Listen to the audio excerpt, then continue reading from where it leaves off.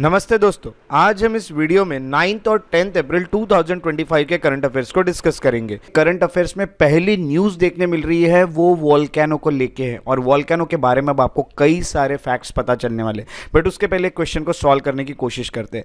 फिलहाल न्यूज़ में जो वोल्केनो रहा है वो है माउंट कैनलॉन वोल्केनो। सो ये क्वेश्चन हम सॉल्व करके देखते हैं। Is located in which country? First option is Indonesia, second is Japan, C Vietnam या फिर डी फिलीपींस। यहाँ पे आप पिक्चर देख सकते हैं, इमेज देख सकते हैं, ये वो वोल्केनो है माउंट कैनलॉन वोल्केनो। और आप यहाँ पे देख सकते हैं इस वोल्केनो में से इरप्शन हो रहा है। देखिए कितना खतरनाक इरप्शन है ये। और इस क्वेश्चन का सही जवाब है डी फिलीपींस। अब आपको बता दूं ये जो माउंट कैनलॉन करके है ये एक स्ट्रेटोवोल्केनो। अगर आप सोच रहे स्ट्रेटोवोल्केनो क्या है, तो स्ट्रेटोवोल्केनो वो वोल्केनो होता है जिसमें से मैग्मा जो होता है वो ऊपर लावा बन के फ्लो होता है। काफ़ी सारे जगह पे वो फ्लो होता है, यानी एक ही जगह नहीं, अलग अलग जगह पे फ्लो होता है। उसको स्ट्रेटोवोल्केनो कहते हैं, मैग्मा जहाँ पे फ्लो होता है। और काफ़ी सारे यहाँ पे एक्सप्लोजन्स आपको देखने मिलते हैं स्ट्रेटोवोल्केनो में। तो स्ट्रेटोवोल्केनो की बात करें तो ये जो स्ट्रेटोवोल्केनो है, यहाँ पे आप इसका स्ट्रक्चर देखिए, ये कोन होता है जो वोल्केनो के अंदर होता है और नीचे ऐसा मैग्मा का चेंबर होता है। यहाँ पे मॉल्टन मैग्मा होता है और ये कोन में से बाहर आता है। और ये जो कोन में से बाहर आने की जगह इसको वेंट कहते हैं। ये पूरी चीज़ें अच्छे से याद रखिएगा वोल्केनो के बारे में आपको जो भी बता रहा हूँ। ऊपर जो पोर्शन खुला होता है इसको क्रेटर कहा जाता है, ठीक है, क्रेटर। और जब ये मैग्मा बाहर निकलता है तो मैग्मा को लावा कहा जाता है। और लावा निकलता है और उसके साथ साथ स्टीम, क्योंकि गर्म होता है इसलिए स्टीम निकलती है, भाप और ऐश निकलती है क्योंकि जली हुई चीज़ें होती है, तो उसकी ऐश भी यहाँ पे बाहर निकलती है। सो ऐसी सब चीज़ें होती है जो स्ट्रेटोवोल्केनो है उसमें वो इरप्ट जब होता है तब। अब आपको ये बता दूं कि ये जो माउंट कैनलॉन करके जो वोल्केनो है ये सेंट्रल निग्रोज आइलैंड में आपको देखने मिलता है, फिलीपींस में। रिसेंटली इरप्ट हुआ है और इसीलिए इरप्ट होने के कारण ये न्यूज़ में रहा है। 4000 मीटर ऐश के प्लम जो होते हैं वो स्काई में पहुंचे। मैंने आपको यहाँ पे दिखाया, ये इमेज आप देखिए, ये इमेज में आप देख सकते हैं कि कितने दूर तक ये एशेस जो है ये स्काई में पहुंच रही है। तो बहुत बड़ा इरप्शन है ये। उसके साथ साथ आपको बता दूं कि ये हाईएस्ट माउंटेन है नेग्रोज करके जो एरिया है आइलैंड्स है वहाँ पे, और ये 42nd टॉलेस्ट आइलैंड पीक है पूरे वर्ल्ड में। यानी आइलैंड पे रहने वाले जो पहाड़ है उसमें से 42nd रैंक आता है इसका टॉलेस्ट पिक्स में। It is the part of Pacific ring of fire. अब पैसिफिक रिंग ऑफ फायर क्या होती है ये भी मैं आपको दिखा देता हूँ। ये जो है ये पैसिफिक ओशन के पास रहने वाले वोल्केनोज है और ये अलग अलग वोल्केनोज बनाते हैं ये एक रिंग। तो इसी को कहा जाता है Pacific ring of fire. Pacific ocean में होने के कारण आपको ये देखने मिलते हैं पूरी रिंग के फॉर्म में, रिंग के शेप में। और अगर देखा गया तो जो माउंट कैनलॉन है ये काफ़ी एक्टिव वोल्केनो है और ये जो वोल्केनो इसमें मल्टीपल पायरोक्लास्टिक कोन्स है। अब मैंने आपको यहाँ पे वोल्केनो का स्ट्रक्चर में दिखाया कि यहाँ पे वोल्केनो में कोन होता है, तो ऐसे कई सारे कोन जो है इस वोल्केनो में आपको देखने मिलते हैं। यानी ये जो मैग्मा निकलने वाला है लावा के फॉर्म में, अलग अलग जगह पर निकलेगा क्योंकि इस वोल्केनो में अलग अलग कोन्स बने हुए हैं। और आपको ये भी बता दूँ कि वहाँ क्रेटर्स भी है। क्रेटर जो होते हैं वो भी मैंने आपको दिखा दिए। और नॉर्दर्न साल्डेरा यानी क्रेटर, यानी हम कह सकते हैं कि एक जगह होती है जो बहुत बड़ी नॉर्थ साइड में है जो पहाड़ के, वो उसको नॉर्दर्न साल्डेरा कहा जाता है। तो यहाँ पे क्रेटर लेक भी है, तो क्रेटर से बना हुआ पूरा लेक है। आप क्रेटर तो जानते हैं, ये ऊपर का जो ओपनिंग होती है इसको क्रेटर कहते हैं। तो वो ओपनिंग का वहाँ पे एक लेक बना है और इसमें आपको बहुत सारा लावा देखने मिलता है। तो यहाँ पे काफ़ी बड़ा है और ये यानी देखा गया तो ये वोल्केनो काफ़ी बड़ा है। बट आपको ये थोड़ा सा ये जो क्रेटर लेके ये देखने मिलता है, बट छोटा सा एक पोर्शन है सदर्न क्रेटर में जो एक्टिव है। सो ये बहुत एक्टिव तो नहीं है इसका बहुत सारा पार्ट, बट कुछ पार्ट जो है वो एक्टिव देखने मिलता है आपको। सो ये जो वोल्केनो इसमें आपको रिच बायोडाइवर्सिटी देखने मिलती है। बायोडाइवर्सिटी यानी यहाँ पे बहुत अलग अलग variety of plants and animals आपको देखने मिलते हैं, अलग अलग स्पीसीज़ है इस वोल्केनो में। और उसके अलावा ये वाटर सोर्स भी है बहुत सारे नदियों का। यहाँ से आप देखोगे तो बहुत सारे नदियों को पानी भी मिलता है इस पहाड़ से, इस जगह से, नेग्रो आइलैंड्स के ऊपर की नदियों को। 1866 में इरप्शन जो है वो हुआ था और देखेंगे तो बहुत बड़ा एक्सप्लोजन नहीं था, एक्सप्लोजन छोटा था, लाइट ऐशफॉल हुआ था आसपास। अब आप देख रहे हैं एक्सप्लोजन बहुत बड़ा है इस वोल्केनो का और वोल्केनो से कितने दूर तक ये ऐश पहुंच रही है, जो आसमान है, स्काई है उसमें। सो याद रखिएगा माउंट कैनलॉन, इसके ऊपर क्वेश्चन आने के चांस बहुत ज़्यादा है और ये है फिलीपींस का एक वोल्केनो एक्टिव। अगली न्यूज़ है PSLV ऑर्बिटल एक्सपेरिमेंटल मॉड्यूल 4 को लेके, जिसका शॉर्ट फॉर्म है POEM-4। तो ये क्वेश्चन को सॉल्व करके देखते हैं। तो POEM-4 is a space research platform develop by which space organisation? आपके ऑप्शन है A European space agency that is ESA, second is Indian space research organisation that is ISRO, third option is Japan aerospace exploration agency JAXA, या फिर D China national space administration CNSA। यहाँ पे आप image देख सकते हैं, ये है POEM-4 PSLV orbital experiment module 4 और इस क्वेश्चन का सही जवाब है बी ISRO। तो इंडियन स्पेस और रिसर्च ऑर्गेनाइजेशन का पोएम 4 है। सो पोएम 4 जो है, जिसका फुल फॉर्म याद रखेगा, PSLV orbital experiment module 4। So recently वो अर्थ के एटमॉस्फेयर में री एंटर हो गया है। तो ये स्पेस में था, स्पेस से ये अर्थ के एटमॉस्फेयर में री एंटर हो जाता है, फिर ये गिर जाता है आके इंडियन ओशन में। तो इंडियन ओशन में ये क्रैश हो जाता है। तो ऐसा इसरो के IS-4OM यानी system for safe and sustainable space operations management इस सिस्टम ने बताया है। अब ये क्रैश हुआ है अर्थ पे, तो ये कोई ऐसा नहीं है कि हमारा जो मिशन था वो अनसक्सेसफुल रहा। जब भी इसका यूज खत्म हो जाता है तो इसको फिर ख़त्म कर दिया जाता है। तो नासा ने जो हमारा इसरो है उसने यही बताया कि हमारा मिशन जो है वो सक्सेसफुल हो गया है, और सक्सेसफुल होने के बाद अब इसका काम हो चुका है ये पोएम 4 का, इसलिए फिर हमने उसको इंडियन ओशन में क्रैश करा दिया। तो ये उस कारण क्रैश हुआ है। सो ये एक रिसर्च प्लेटफॉर्म था, यानी ये अगर हम बोलेंगे कि ये पोएम 4 क्या था, ये रिसर्च का प्लेटफॉर्म था जहाँ पे अलग अलग सैटेलाइट्स रहेंगे, अलग अलग इंस्ट्रूमेंट्स रहेंगे। ऐसा एक प्लेटफॉर्म बनाया गया था जो कि ऑर्बिट कर रहा था अर्थ को। तो इसको इसरो ने डेवलप किया था, और 4th स्टेज जो है वो भी उसने अपना पूरा किया था PSLV का। तो PSLV यानी पोलर सैटेलाइट लॉन्च व्हीकल। तो ये सैटेलाइट को लॉन्च करने वाला व्हीकल होता है, और उसी का ये मॉड्यूल है। तो ये सैटेलाइट जो होते हैं उनको एक जगह देता है कि वो जो सैटेलाइट्स है वो वहाँ रह सके और अपने रिसर्च को पूरे कर सके। अलग अलग इंस्ट्रूमेंट्स रह सकते हैं इस प्लेटफॉर्म के ऊपर, और ये अर्थ के ऑर्बिट करते रहता है, ये जो मॉड्यूल होता है वो। ये एक रॉकेट लैब भी इसको बोल सकते हैं, उसी की तरह काम करता है, एक लैब की तरह रहेगा जहाँ पे रिसर्च चलते रहेंगे। ये मॉड्यूल 4 जो है, जिसको पोएम 4 बोला जाता है, और ये बढ़िया पेलोड इसका अच्छा है। पेलोड अच्छा है यानी ये काफ़ी सारी चीज़ें अपने साथ कैरी कर सकता है। पोएम 4 जो होता है वो स्पैडेक्स करके एक एक्सपेरिमेंट मिशन चल रहा है, यानी हम कहेंगे स्पेस डॉकिंग एक्सपेरिमेंट चल रहा है कि स्पेस पे कैसे सैटेलाइट की डॉकिंग करना है, कैसे उनको सेटल करना है वहाँ पे, ताकि वो सेफली रह के अपना काम पूरा कर सके सैटेलाइट्स। तो उसी मिशन का ये एक प्लान था। तो 4th है ये पोएम सीरीज़ में, इसलिए इसको पोएम 4 कहा जाता है। तो पोएम 3 के बाद ये 4th आया है। सो इसका जो पेलोड था, यानी पेलोड यानी जो भी ये लोड को कैरी कर सकता है, उसकी कैपेसिटी काफ़ी अच्छी थी पोएम 3 के कंपैरिजन में। तो बहुत बड़ा प्रोग्रेस है हमारे इसमें कि हम रीयूज़ कर रहे रॉकेट स्टेजेस को साइंस में। तो हमारे जो रॉकेट के स्टेजेस है, जैसे पोएम 1, पोएम 2, पोएम 3, पोएम 4, हम इसको रीयूज़ करके उसका पेलोड बढ़ा के काफ़ी अच्छे डेवलपमेंट हम दिखा रहे हैं स्पेस में, साइंस में। सो यहाँ पे आपको याद रखना है, ये जो पोएम 4 है ये इसरो का है, और उसी के साथ साथ ये एक प्लेटफॉर्म है, ये जो अर्थ को ऑर्बिट करके अर्थ पे कुछ रिसर्च करता है। और ये ऐसी जगह रह सकता है जहाँ माइक्रोग्रेविटी होती है। माइक्रोग्रेविटी यानी एकदम कम ग्रेविटी होती है, ऐसे ग्रेविटी में भी ये सैटेलाइट्स को अपने साथ रखता है। इसमें फोटोवोल्टिक सेल और काफ़ी सारी चीज़ें, इंस्ट्रूमेंट्स भी लगे होते हैं। सो ऐसा दिखता है कुछ आपका पोएम 4। जो अगला न्यूज़ है वो है पोषण पखवाड़ा इनिशिएटिव को लेके। सो आपका क्वेश्चन है which is the nodal ministry for implementing Poshan Pakhwada initiative. आपके ऑप्शन ए है ministry of women and child development, option B है ministry of social justice, option C है मिनिस्ट्री ऑफ फाइनेंस, या ऑप्शन डी है मिनिस्ट्री ऑफ होम अफेयर्स। और इस question का सही जवाब है A, ministry of women and child development. तो ministry of women and child development जो होता है वो सेलिब्रेट कर रहा है 7th एडिशन पोषण पखवाड़ा का, और ये सेलिब्रेट किया जा रहा है April 8 से तो 22 अप्रैल तक 2025, अभी जो अप्रैल चल रहा है उसमें। सो इसका एम क्या है? इसका एम है कि रेज करना है अवेयरनेस न्यूट्रिशन को लेके। न्यूट्रिशन वही है, देखिए पोषण की बात की तो न्यूट्रिशन अच्छा रहना चाहिए, उसको लेके यहाँ पे लोगों में अवेयरनेस लानी है, और हेल्दी ईटिंग हैबिट्स भी लगानी है जो भी बच्चे या फिर जो वुमेन है उनको, तो through public participation and involvement. और देखा गया तो इसकी थीम क्या है, अब थीम के ऊपर क्वेश्चन आता है, मैंने बताया था the theme include focusing on the first 1000 days of life. यानी देखिए आपके जो पहले 1000 डेज होते हैं बचपन के, वही बहुत इंपॉर्टेंट होते हैं जो आपका ओवरऑल डेवलपमेंट कराते हैं आगे। सो आपके ये 1000 दिन जो होते हैं ये बहुत इंपॉर्टेंट होते हैं, उस वक्त बहुत ज़्यादा फोकस रहना पड़ता है आपके जो भी पोषण है, जो भी न्यूट्रिशन है उसको लेके।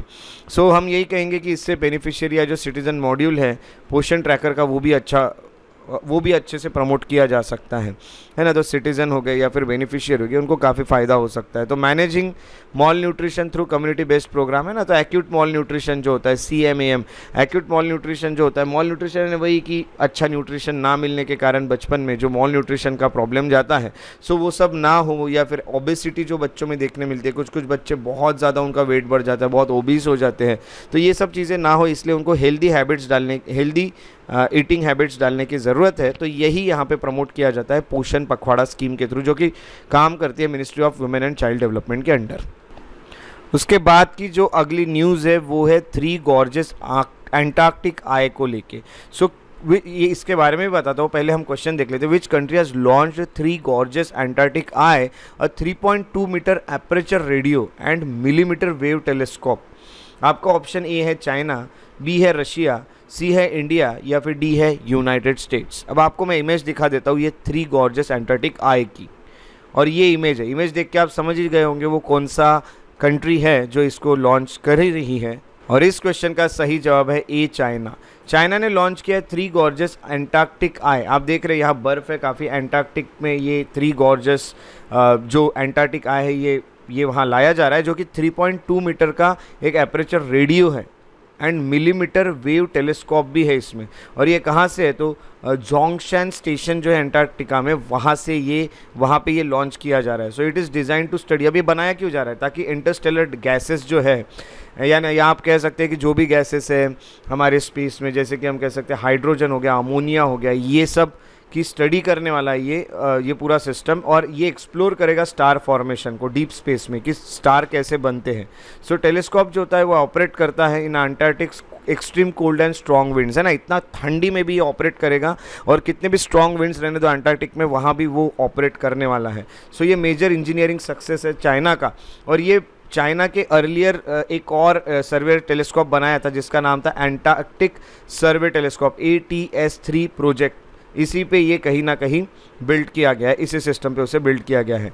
सो टेलीस्कोप जो होता है इसको डेवलप किया है चाइना ने, 3 गॉर्जियस यूनिवर्सिटी करके है चाइना में उन्होंने, और शंघाई नॉर्मल यूनिवर्सिटी है उन दोनों ने। तो चाइना का जो स्पेस साइंस रिसर्च है इसको ये काफ़ी बूस्ट करता है, और एंटार्कटिक में ये लोग रिसर्च शुरू करेंगे, और एंटार्कटिक के थ्रू स्पेस में रिसर्च चलने वाला है, ये भी आपको पता चल जाता है। उसका बाद का करंट अफेयर है, where was the first ever Himalayan high altitude atmospheric and climate centre. यानी याद रखिएगा, हिमालयन हाई ऑल्टीट्यूड वाला एटमॉस्फेरिक क्लाइमेट सेंटर लॉन्च किया जा रहा है। तो ये कहाँ पे किया जा रहा है?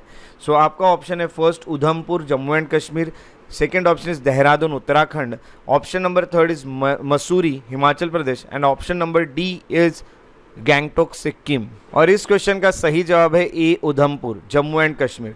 सो यूनियन मिनिस्टर जितेंद्र सिंह ने लॉन्च किया है first ever Himalayan high altitude atmospheric and climate centre. और ये कहाँ पे तो नाथा टॉप करके जो है, और चेनानी करके एरिया में आता है ये नाथा टॉप, उधमपुर डिस्ट्रिक्ट बनता है जम्मू एंड कश्मीर का, वहाँ पे ये लॉन्च किया गया ये सेंटर। सो ये जो नया सेंटर है ये एक्यूरेट क्लाइमेट और वेदर फोरकास्ट प्रोवाइड करेगा हिमालयन रीजन का। बहुत ज़्यादा बेनिफिशियल है क्योंकि हिमालयन रीजन में कभी भी कुछ भी हो सकता है। सो क्लाइमेटिक और वेदर फोरकास्ट जो है वो हमें कंटिन्यूसली मिलते रहने चाहिए, और ये कहीं ना कहीं फोकस करता है रिसर्च और स्टडी पे रीजन के unique high altitude weather conditions को। हाई ऑल्टीट्यूड यानी बहुत ऊंचे एल्टीट्यूड, ऊंचे हाइट पे रहने वाले जो वेदर कंडीशंस है वो काफ़ी एक्सट्रीम होते हैं, तो उसको ये कहीं ना कहीं स्टडी करता है। और प्रोजेक्ट जो होता है उसको सपोर्ट करता है ministry of earth sciences MOES, और गवर्नमेंट ऑफ इंडिया के अंडर ये मिनिस्ट्री काम करती है। तो इसका एम यही है कि क्लाइमेट मॉनिटरिंग और अच्छी करना, डिजास्टर प्रिपेयर्डनेस रखना हिमालयन बेल्ट में, क्योंकि हिमालयन बेल्ट में कभी भी कोई भी डिजास्टर आ सकता है, लैंडस्लाइड हो सकता है, लॉन्च हो सकते हैं, या फिर हम कहेंगे कि कभी कोई एक्सट्रीम कोल्ड हो सकते हैं, कुछ भी हो सकता है। तो इन सब से कहीं ना कहीं हमें प्रिपेयर रहना इन सब के लिए, तो जल्दी जल्दी पता चलेगा तो सब अच्छा होगा। तो इसीलिए ये सेंटर बहुत अच्छा काम कर सकता है। अगली जो न्यूज़ हमें देखने मिल रही है it is related to MeitY, यानी ministry of electronics and technology, information technology. So सबसे पहले हम देखते हैं कि what is the name of recently launch scheme by MeitY to promote manufacturing of electronics component. तो यहाँ पे कौन सी स्कीम लॉन्च की गई है? आपका ऑप्शन ए है smart components initiative, option B है electronics components manufacturing scheme, option C है पैसिव इलेक्ट्रॉनिक्स ग्रोथ स्कीम, या ऑप्शन डी है आत्मनिर्भर टेक स्कीम। और इस क्वेश्चन का सही जवाब है B electronics components manufacturing scheme. So ministry of electronics and information technology that is MeitY जो है, इन्होंने नोटिफाई किया है इलेक्ट्रॉनिक्स कंपोनेंट मैन्युफैक्चरिंग स्कीम को यहाँ पे लॉन्च किया जाता है। और इससे इंडिया की जो ग्लोबल पोजीशन है, यानी हम कहेंगे इंडिया की जो वर्ल्ड के लेवल में जो पोजीशन है कायम है, तो इलेक्ट्रॉनिक मैन्युफैक्चरिंग में, इलेक्ट्रॉनिक्स की मैन्युफैक्चरिंग हम जो कर रहे हैं उसमें हमारी जो ग्रोथ है वो काफ़ी फास्ट होगी इस स्कीम के अंडर। तो ये जो स्कीम है ये कहीं ना कहीं कवर करती है कंज्यूमर इलेक्ट्रॉनिक्स को, मेडिकल डिवाइसेस को, ऑटोमोबाइल्स, पावर इलेक्ट्रॉनिक्स को और ग्रिड्स को, जिससे इलेक्ट्रिक बनती है और ये सब जो होता है वो ग्रिड्स। सो इकोनॉमिक इम्पैक्ट काफ़ी अच्छा होगा, इससे हमारे देश में इकोनॉमी को बूस्ट मिलेगा, ऐसा भी कहा जा रहा है। और ये पैसिव कंपोनेंट्स को भी सपोर्ट करता है, जैसे रजिस्टर्स हो गए, कैपेसिटर्स हो गए, रिलेज हो गए, सेंसर हो गए और काफ़ी सारे ऐसे कोई इंस्ट्रूमेंट जो होते हैं वो। तो एक्टिव कंपोनेंट्स कवर हो रहे हैं इंडिया सेमीकंडक्टर मिशन के अंडर, ISM कहा जाता है। और स्कीम जो होती है वो ऑफर करती है 3 टाइप्स ऑफ इंसेंटिव्स। पहला है टर्नओवर लिंक्ड इंसेंटिव्स, दूसरा है कैपिटल एक्सपेंडिचर कैपेक्स लिंक्ड और तीसरा है हाइब्रिड मॉडल्स। तो ऐसे 3 तरह के यहाँ पे स्कीम के अंडर इंसेंटिव्स मिलते हैं, ये ना कहीं पैसे प्रोवाइड किए जाएंगे इन सब चीज़ों के लिए। टर्नओवर से रिलेटेड रहेंगे, जो भी खर्चा आ रहा है आपको मशीन्स लगाने में या सेटअप करने में, कैपिटल एक्सपेंडिचर से रिलेटेड रहेगा। और हाइब्रिड मॉडल्स जो भी बन रहे हैं उससे रिलेटेड इंसेंटिव्स यहाँ पे मिल सकते हैं गवर्नमेंट की तरफ से। सो इस तरह से ये स्कीम रहेगी और इससे बूस्ट होगा हमारा इलेक्ट्रॉनिक वाला सेक्टर। नेक्स्ट करंट अफेयर है रजिस्ट्रार जनरल ऑफ इंडिया को लेके, तो ये न्यूज़ में रहे हैं। So registrar general of India किस मिनिस्ट्री के अंडर फंक्शन करते हैं? आपको option A ministry of law and justice, option B ministry of parliamentary affairs, option C ministry of defence या option D ministry of home affairs. और इस question का सही जवाब है D ministry of home affairs. तो रजिस्ट्रार जनरल ऑफ इंडिया उन्होंने warn किया है गवर्नमेंट को और प्राइवेट हॉस्पिटल्स को, गवर्नमेंट और प्राइवेट हॉस्पिटल्स को ये बोला है रजिस्ट्रार जनरल ने, इसीलिए ये न्यूज़ में रहे हैं कि आप लोग रिपोर्ट नहीं, for not reporting births and deaths on time, है ना। तो जो भी लोगों के बर्थ हो रहे हैं, जो भी लोगों की डेथ हो रही है, वो सब की रिपोर्ट टाइम पे नहीं की जा रही है। सो ये लीगली रिक्वायर है कि आपको ये करना चाहिए। तो रजिस्ट्रार जनरल ऑफ इंडिया जो ये परमानेंट बॉडी है, ये कौन होते हैं? तो ये एक परमानेंट बॉडी है, इसको कभी डिसॉल्व नहीं किया जा सकता। ये मिनिस्ट्री ऑफ होम अफेयर्स के अंडर काम करती है, इसको 1949 में ही बनाया था गवर्नमेंट ऑफ इंडिया ने। इसके जो हेड होते हैं वो रजिस्ट्रार जनरल और एक्स ऑफिशियो सेंसस कमिश्नर होते हैं, ये भी याद रखिएगा। यूजुअली ये जॉइंट सेक्रेटरी रैंक के ऑफिसर होते हैं, यानी आप बोल सकते हैं IAS ऑफिसर होते हैं जो यूजुअली। तो रजिस्ट्रार जनरल ऑफ इंडिया जो होते हैं वो मैनेज करते हैं registration of births and deaths act के चलते उनको यानी वो सब देखते हैं। एक्ट 1969 में ये एक्ट बना था, तो वो मैनेज करते हैं registration of births and death. और वही है कि इससे इंश्योर होता है कि एक्यूरेट सिविल रजिस्ट्रेशन हो, कितने लोग की बर्थ हुई है, कितने लोगों की डेथ हुई है। उसी के साथ साथ ये कंडक्ट करते हैं सेंसस ऑफ इंडिया ना, इंडिया का जो सेंसस है वो भी कंडक्ट करते हैं। अभी तो आया नहीं है नया सेंसस, बट यही कंडक्ट करते हैं सेंसस को भी। तो डेटा देते हैं पॉपुलेशन साइज पे, ग्रोथ कितनी हुई है, क्या क्या कैरेक्टरिस्टिक्स है ना। तो सेंसस के साथ साथ RGI जो है registrar general of India, handle करते हैं डेमोग्राफिक एंड लैंग्वेज सर्वे, है ना। तो किस तरह की पॉपुलेशन है, कौन क्या करता है, या फिर हम कहेंगे लैंग्वेज कौन सी कितनी बोली जाती है देश में, ये सब का भी सर्वे जो है वो RGI करते हैं, रजिस्ट्रार जनरल ऑफ इंडिया करते हैं। उसके बाद का जो न्यूज़ है वो है वर्ल्ड होम्योपैथिक डे को लेके। सो वर्ल्ड होम्योपैथिक डे ये किस दिन ऑब्जर्व किया जाता है हर साल? आपका ऑप्शन ए है 8 अप्रैल, ऑप्शन बी है 9 अप्रैल, ऑप्शन सी है 10 अप्रैल या फिर ऑप्शन डी है 11 अप्रैल। और इस क्वेश्चन का सही जवाब है सी अप्रैल 10। सो वर्ल्ड होम्योपैथिक डे जो है वो 10 अप्रैल को मनाया जाता है। और उसी के अलावा आपको ये बता दूं कि ये क्यों 10 अप्रैल को सेलिब्रेट करते हैं, क्योंकि यहाँ पे बर्थ एनिवर्सरी है, यहाँ पे बर्थ हुआ था डॉक्टर क्रिश्चियन फ्रेडरिक सैमुअल हैनहेमैन का। और ये कौन है? तो ये फाउंडर ऑफ होम्योपैथी है, तो होम्योपैथी को बनाने वाले यही डॉक्टर है। तो इंडिया में अगर देखा गया तो मिनिस्ट्री ऑफ आयुष जो है, मिनिस्ट्री ऑफ आयुष वो ऑब्जर्व करते हैं इस डे को, सेलिब्रेट करते हैं और यहाँ से अवेयरनेस प्रमोट किया जाता है और रिसर्च प्रमोट किया जाता है होम्योपैथी में। वर्ल्ड होम्योपैथी डे यही बताता है कि होम्योपैथी में जो नेचुरल हीलिंग मेथड्स यूज़ होती है वो कितनी अच्छी है, उसका साइड इफ़ेक्ट भी ज़्यादा नहीं है। उसी के अलावा यहाँ पे हम कहेंगे कि it's integration into main stream health care, है ना। तो हमको जो हमारे हेल्थ केयर है, जैसे ज़्यादातर एलोपैथी को प्रेफर किया जाता है, तो होम्योपैथी को भी वैसे एक जगह मिले, यही कोशिश रहेगी। इसलिए वर्ल्ड होम्योपैथी डे जो होता है ये यही सब कोशिशें इस दिन की जाती है और यही सब करने का यहाँ पे ठाना जाता है कि हम हर साल इस तरह के काम करेंगे। सो ये थे आज के और कल के यानी 9 और 10 अप्रैल 2025 के करंट अफेयर्स। आई होप आपको ये वीडियो नॉलेजेबल लगा हो। अगर आपको मेरे वीडियोस नॉलेजेबल लगते हैं तो मुझे कमेंट सेक्शन में ज़रूर इन्फॉर्म करें। मेरे वीडियोस को लाइक करें, शेयर करें और अगर मेरे यूट्यूब चैनल पर नए हैं तो चैनल को सब्सक्राइब करके बेल आइकॉन को ज़रूर प्रेस करें। इसी तरह हम अगले नॉलेजेबल वीडियो में मिलते रहेंगे। तब तक के लिए अपना ख्याल रखिए। Take care. जय हिंद।